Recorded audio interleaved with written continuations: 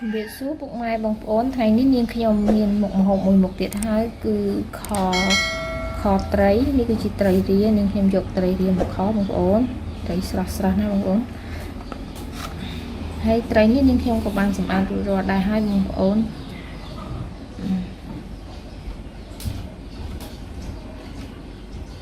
នាងខ្ញុំខជាមួយពេញប៉ោះនេះគឺជាពេញប៉ោះ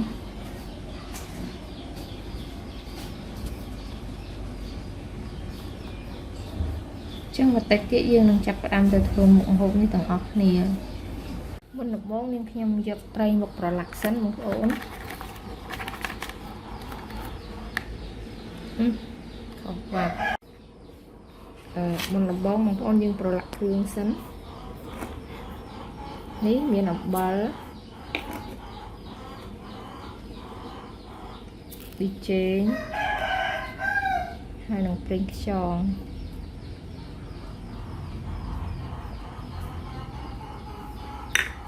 ហើយយើងច្របល់ចូលគ្នាទៅបងប្អូនឥឡូវយើងប្រឡាក់មុននឹងខយើងប្រឡាក់ដើម្បីឲ្យត្រីហ្នឹងសាច់វារឹងហើយកុំឲ្យវាបែកទេបងប្អូនចឹងយើងប្រឡាក់វាទុកវាមួយសន្ទុះអីចឹងណា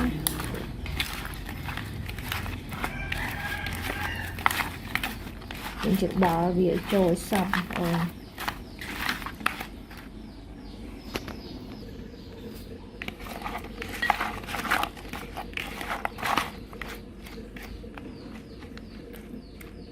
ចឹងត្រីនេះយើងខ្ញុំប្រឡាក់រួចហើយបងប្អូនយើងទុកមួយសន្ទុះសិនទៅចាំយកទៅខ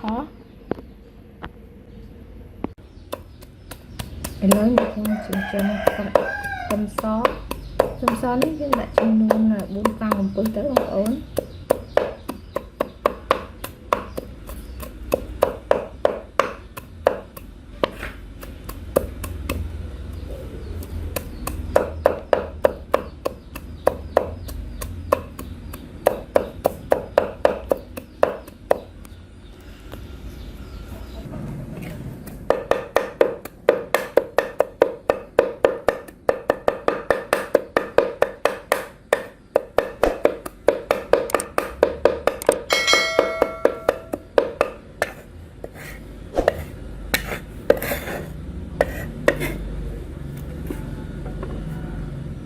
តមកទៀតនាងខ្ញុំចាប់ផ្ដើមដាក់ស្ករត្នោតជាងកូរវាទៅបងប្អូន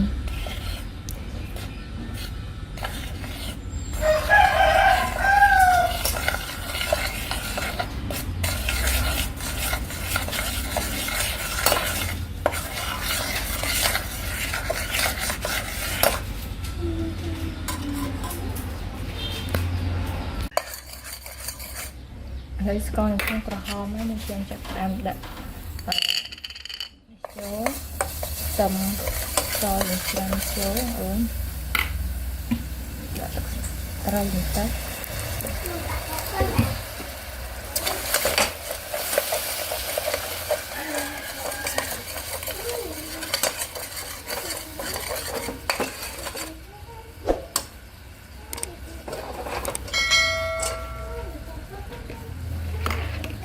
យើងខ្ញុំចាក់ត្រីចូល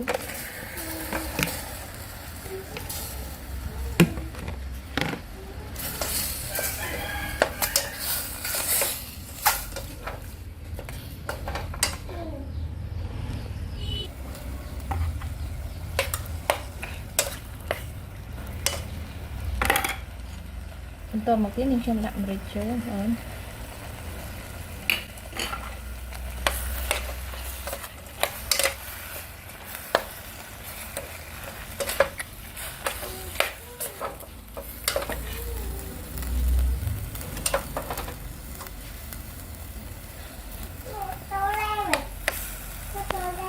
ខ្ញុំមកងាស់ចោលសិនបងប្អូន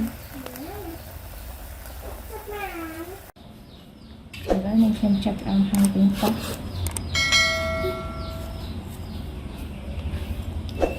បងពេញប៉ោះយើងនឹងចាំឲ្យត្រីយើងផុយឆ្អឹងសិនទៅចាំ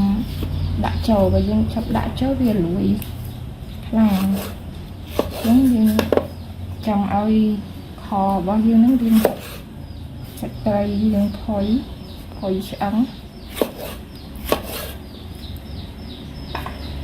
អ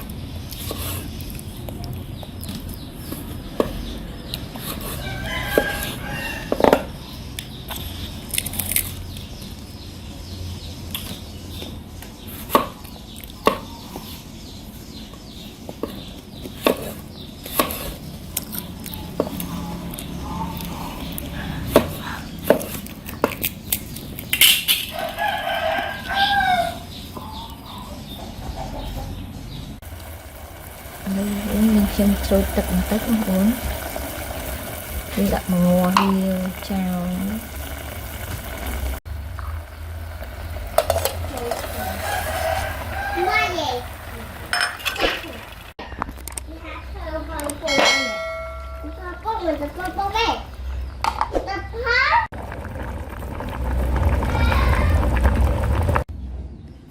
ខត្រីរៀងខ្ញុំក៏បានឆ្អិនរួចរាល់ដែរហើយបងប្អូនសូមបងប្អូនជួយចុច like